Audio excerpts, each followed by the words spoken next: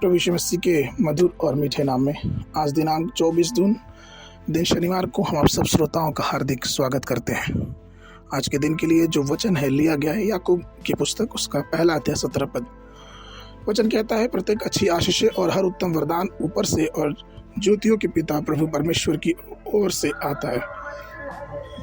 प्रियो, प्रभु यीशु ने अपने सभी आध्यात्मिक वरदान अपने लोगों के लिए रखे हैं। वो अपेक्षा करता है कि हम ईश्वर से वरदान को प्राप्त करें। वो चाहता है कि हम जो उद्धार पाए हुए हैं उस परमेश्वर के वरदानों को भी प्राप्त करें। भजन संहिता उसके 68 के 18 वचन कहता है, तू ऊंचे पर चढ़ा, तू लोगों को बँधुआई में से ले आया, तूने मनुष्यों से वरन हठीले मनुष्यों से भी भेंट ली, जिससे यह परमेश्वर उनमें वास करे।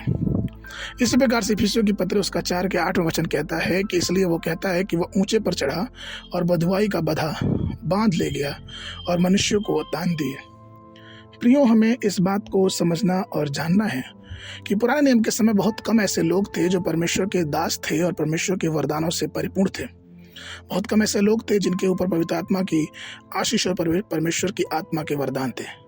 लेकिन नए नियम में प्रेरितों के काम उसके 2 अध्याय के 4 पद में वचन कहता है, और वे सब पवित्र आत्मा से भर गए और जैसा आत्मा ने उन्हें बोलने की शक्ति दी वैसे ही अन्य भाषा बोलने लगे। अर्थात आत्मा अनेक प्रकार के वरदानों से परमेश्वर के लोगों को परिपूर्ण करता है। वह एक ऐसा अनुभव है जिससे यह साबित होता है कि परमेश्वर जीवित है, प्रभु महान है और वह जीवित है और हमारे बीच में है। आध्यात्मिक वरदान, चमत्कार, यह सारी बातें उस जीवित परमेश्वर की तरफ से उसके लोगों को उपहार में दी जाती हैं जो उससे प्रार्थना करते हैं।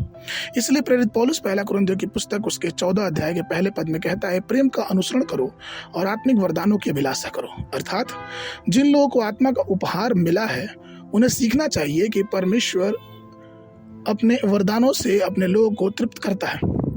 इसी प्रकार से हम पहला कुरिन्थियों की पत्री उसके 12 अध्याय के 8 से 10 पद में पढ़ते हैं कि किस प्रकार से परमेश्वर प्रभु लोगों को अपने आत्मा के वरदानों से भरता है, जो कि 9 प्रकार के वरदान हैं।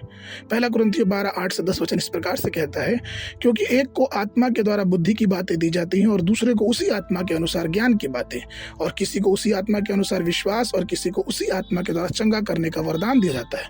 फिर किसी को सामर्थ्य के काम करने की शक्ति, और किसी को भविष्यवाणी करने की, और किसी को आत्माओं की परखने की, और किसी को अनेक प्रकार की भाषा, और किसी को उस भाषा का प्रयोग करने का वरदान दिया जाता है। अगर हम परमेश्वर से सच्ची लालसा में लगे रहें, उस वरदान की लालसा करें, तो परमेश्वर हमें उस पर सारी आशीषों से परिपूर्ण करता है। इसी प्रकार से वरदान के साथ साथ परमेश्वर ने अपने लोगों के लिए 9 आत्मा के फलों का भी उपाय रखा है, जो कि गलतियों की पुस्तक उसके 5 अध्याय 22 पद और 23 पद में पाए जाते हैं, जो इस प्रकार से हैं, फल प्रेम, आनंद, मेल, धीरज, कृपा, भलाई, विश्वास, नम्रता और संयम। परमेश्वर हमें अपने वरदानों और आत्मा के फल से भरना चाहता है। जरूरत इस बात की कि क्या हम जो कि उसके लोग हैं उसके वरदानों से तृप्त होना चाहते हैं कि नहीं।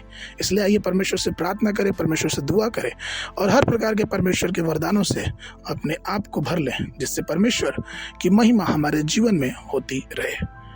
आज के मनन के लिए श्रेष्ठ गीत की पुस्तक उसका 4 अध्याय 16 पद वचन कहता है, मेरी प्रिय अपनी बारी में आए और उसके मन भाव या फल खाए।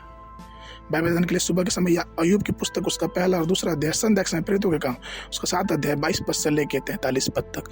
परमेश्वर आप सबको आशीष देवे।